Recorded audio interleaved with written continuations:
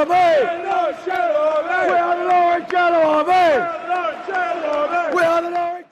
Here it is going now, guys. Talk Norwich City here, back for another episode of Ncfc News Daily, the show where I bring you all of the latest Norwich City news in one nice little concise video so you don't have to scour the internet finding what is going on. First of all, of course, you know what's going to happen. Plug of the stickers. 4 sticker designs on sale. Irish Messi, Ncfc one with a canary in the middle. We've also got a lovely little 1902 square one and Norwich on tour stickers. They are £2.50 for 20. Or if you use the code WE1 at checkout, you get 10% off. I would really appreciate it if you went over and got some stickers because all of the profits help towards the running of this channel. So, anyway, let's get straight into the news. And we're going to be starting with a really sad story, actually, and it's involving Michael McGovern.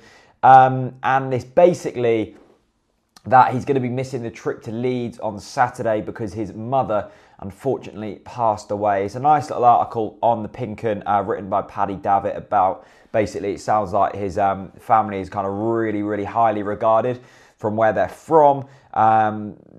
His family kind of travelled all over to watch Michael and unfortunately she died of cancer. So the funeral is this week and Michael McGovern will be missing the Leeds game and rightly so. Yeah, not nice, but our thoughts from all of us at Talk Norwich City here, and I'm sure all of the Norwich City fans will go to Michael McGovern and hopefully him and his family have the time to kind of grieve and all of that stuff. Thoughts to Michael McGovern. Next bit of news is another bit of goalkeeper news, and this involves Ben Killip. Pretty much our, what was he, 4th choice goalkeeper, signed in from Chelsea, youth player, but unfortunately he is not going to be at Norwich City any longer. He's been training with Luton Town. That looks like the team he's going to be going to. Basically says that he won't be offered a new contract here at Norwich City, so he's been allowed to train with Luton Town. He played for Luton Reserves in a 4-1 win over Derby earlier this week, and basically the reserves manager at Luton said he won't be continuing with Norwich, so we're grateful for them for giving him the opportunity to come here, as it's so much better when you get them in your environment. You can see their character and not just what they're like technically. Ben Killip, I was always kind of a bit meh with him. I think it's always very tough to get too excited about a keeper when they're quite small, and that's like, I don't know, is that smallest? I'm not too sure. But when, you know, Killip wasn't the tallest, I think he was probably like 6 foot, but next to like a John Ruddy or someone, he looks quite small. He played, I'd watched him in quite a lot of youth games, and yeah, he was all right, but look, I don't think he was probably good enough. He's had quite a few years here now, and, you know, he was loaned out to Lowestoft, where he done okay, but that's like a very low-level football. So if you're wanting to break into the Norwich team, you're going to have to really be making your mark, and he obviously hasn't done that. So Killip will probably be leaving. Now onto the EDP, and they basically done an article yesterday, a poll of what Norwich City players do the Norwich City fans want to keep. They've done it in percentage order, percentage of fans that want to keep each player. Alex Pritchard came out on top. 98.8% of fans want to keep him. Next, Ivo Pinto. Next to him, then Johnny House and then Nelson Oliveira. So your top 4 are probably our 4 best players from this season.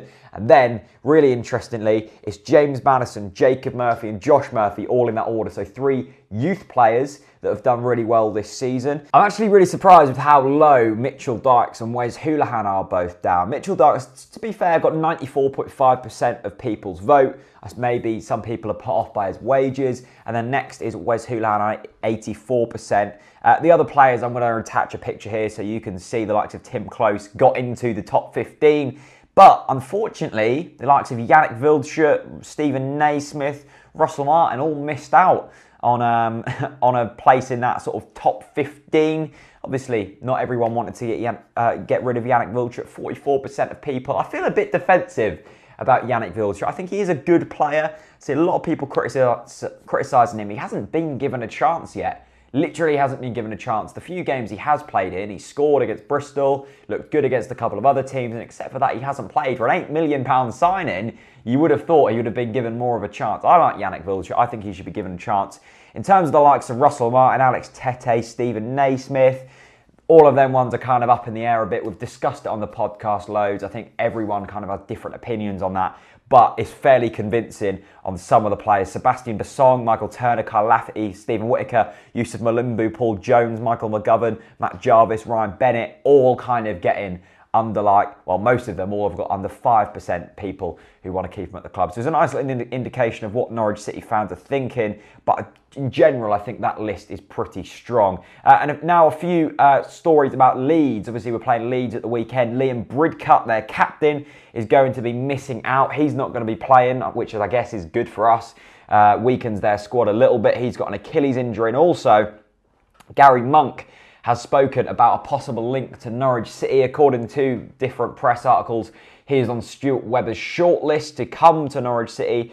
And he has said today, it's the same type of rumours there have been over the past few months with the players. It's not my focus. I've not spoken to the club about anything at all. The club said they want to sit down and talk in June, and that's fine. I have to respect the club. We'll need to sit down and agree on plans to move forward. So Garry Monk's certainly not saying no to Norwich City, but at the same time, not linking him with the job as well as the press. So kind of brush that question aside, I think, and probably rightly so. Only a couple of games left in the season. 2 more weeks, basically. It's going to be a busy few months for Norwich City. Will Garry Monk be the next Norwich City manager? Who knows? Anyway, that is today's news. Let me know your thoughts on all of that good stuff. Hit subscribe, and please, if you have got a couple of quid spare, the stickers, they're calling your name, people. They want to be bought. Thanks very much for watching, and see you very soon. Peace out.